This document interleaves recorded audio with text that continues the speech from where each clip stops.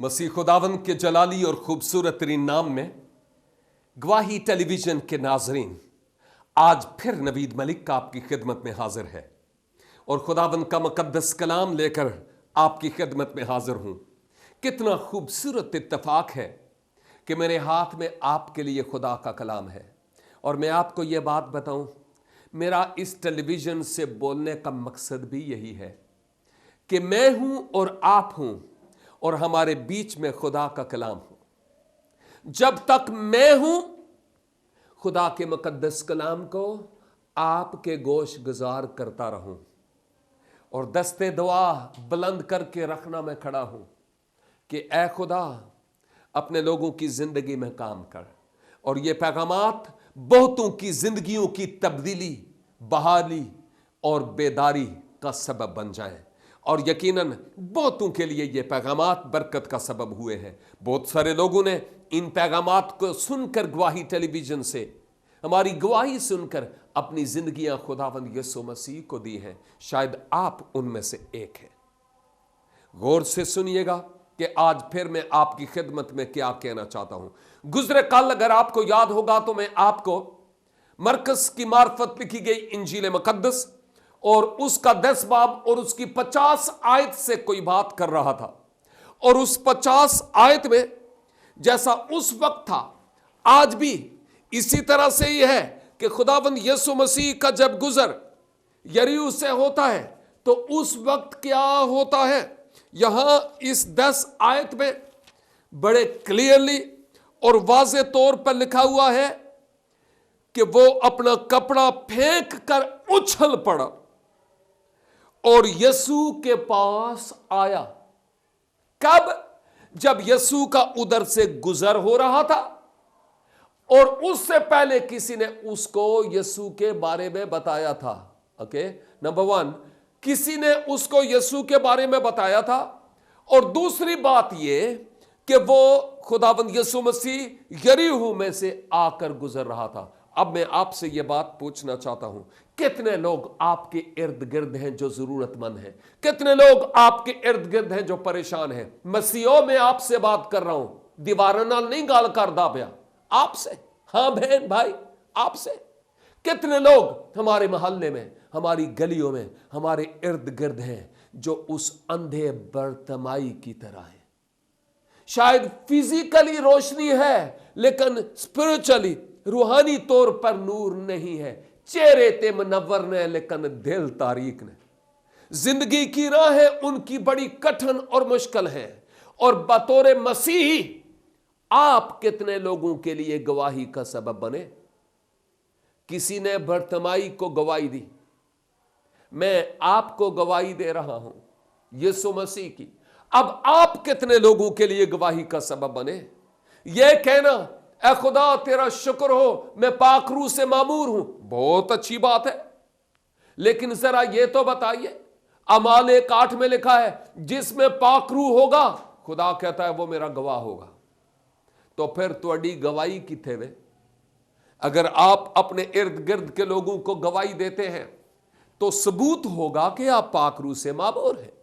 और अगर आपकी गवाही नहीं है, दूसरे लोगों को यीशु के बारे में नहीं बताते, तो फिर खुद ही अपना इंसाफ कर लें कि पाक रूह से मामूर है कि नहीं।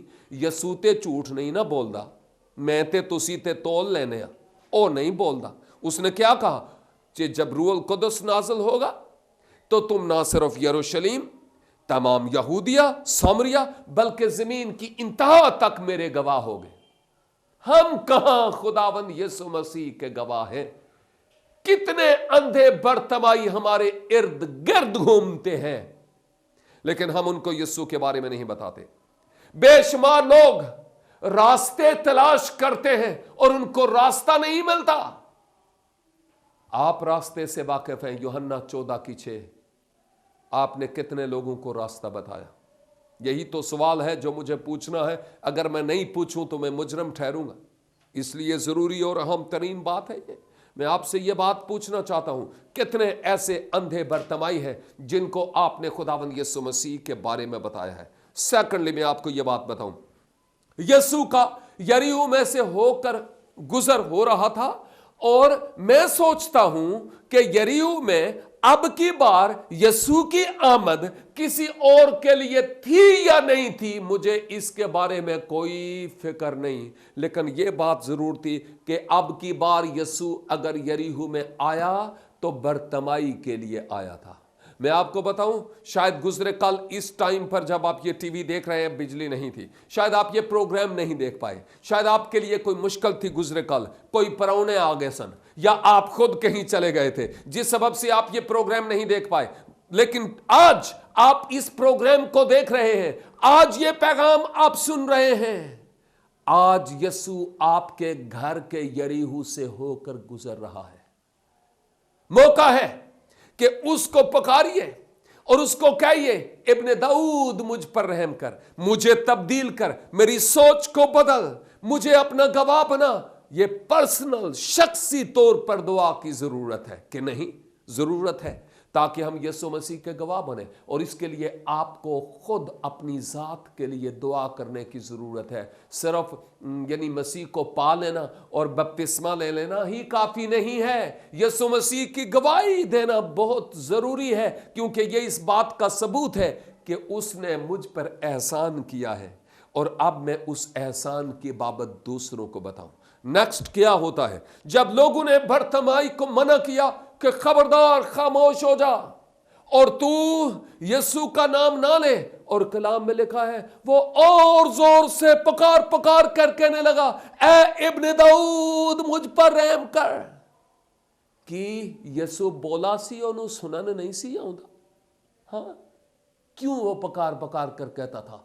इसलिए कि बरतमाई जानता था ये मेरी जरूरत है और जितनी जोर से मैं पुकार सकूं पुकारूं, ताकि खुदावंद मेरी आवाज को सुन ले और मेरी तरफ तवज्जो दे, मेरी तरफ तवज्जो दे।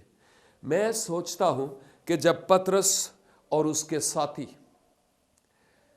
कलाम सुना रहे थे तो अमाल की किताब में जिक्र है कि वक्ते हातम ने उनको मना किया और उनको कहा कि खबरदार इस यीशु नाम की मनादी आइंदा के लिए नहीं करना। हाँ, शायद इसी तरह हुआ होगा। और फिर क्या हुआ? पतरस और उसका साथी उन हुक्कामे वक्त से मुखातब होकर कहते हैं, क्या हम तेरी बात को ज्यादा तरजीह दें और खुदा की बात को नहीं?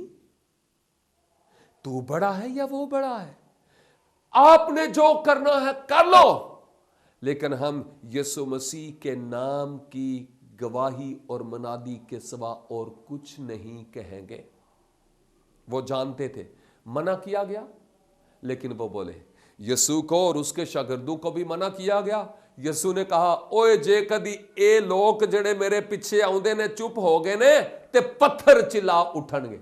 हाँ, ये खुदावंद यीशु मसीह के मुंह के अल्फाज हैं। और जो जरूरत है ना, वो पुकारने पर मजबूर करती है। आपका बेबी, जिनके यहां बेबी है, वो बेबी अगरचे वो बोल नहीं सकता, लेकिन जदों ओदे ढिड विच चूहे नचदे ने ना, ते रो के दसा तुहानू ओए करता है। क्यों? क्योंकि उसको भूख लगी है। कहीं आपका हाजमा खराब तो नहीं है? क्योंकि आप पुकारते नहीं है खुदावंद को, झुकते नहीं है, रखना में नहीं खड़े होते, दुआ नहीं करते, और शायद बरतमाई की तरह उसको पुकारते नहीं है और ये नहीं कहते इब्ने दाऊद मुझ पर रहम कर। आगे सुनिएगा, बहुत कुछ है जो मैं आपको इस एक आयत से ही बता सकता हूं। बहुत कुछ है, जी करता है मैं कहता रहूं, ऊपर से ख्याल आते रहे, आप गौर से सुनते रहे, मेरी आंखों में आंखें डालकर बरकत पाते रहे और जिंदगियां तब्दील होती रहे। उस वक्त ऐसा होता था, आजकल भी जिन फकीर लोगों ने, जिन गरीब लोगों ने अपना एक अड्डा बनाया होता है, वहां पर ऐसे ही वो मेरे फर्श पर जाकर नहीं बैठते।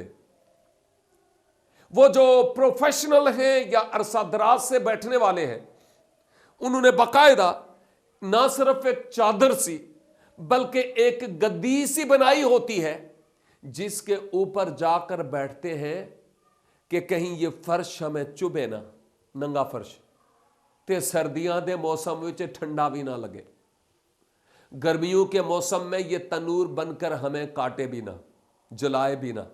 और इसलिए वो एक गद्दी रखकर उस पर बैठा हुआ था। मुझे नहीं मालूम, वैसे बहुत अरसा पहले की बात है, मैं सिर्फ आपको बता रहा हूं, आप किसी और को नहीं बताना, सिर्फ आपसे गौर से सुनिएगा। जब मैं छोटा सा था ना, किसी ने कहा कि वो फलां फकीर नहीं था, वो जो फलां मोड़ पर बैठा हुआ था, वो मर गया। अच्छा, मर गया तो क्या हुआ फिर?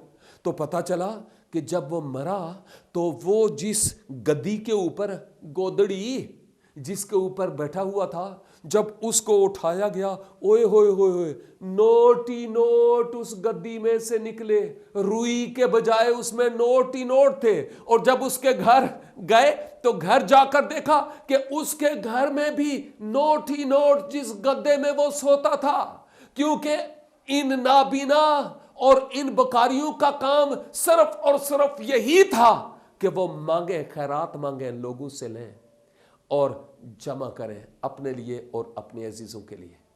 लेकिन जब उसने ये सुना कि यीशु मुझे बुलाता है, कैसे बुलाता है, क्यों कर बुलाता है, बताता हूं ब्रेक के बाद।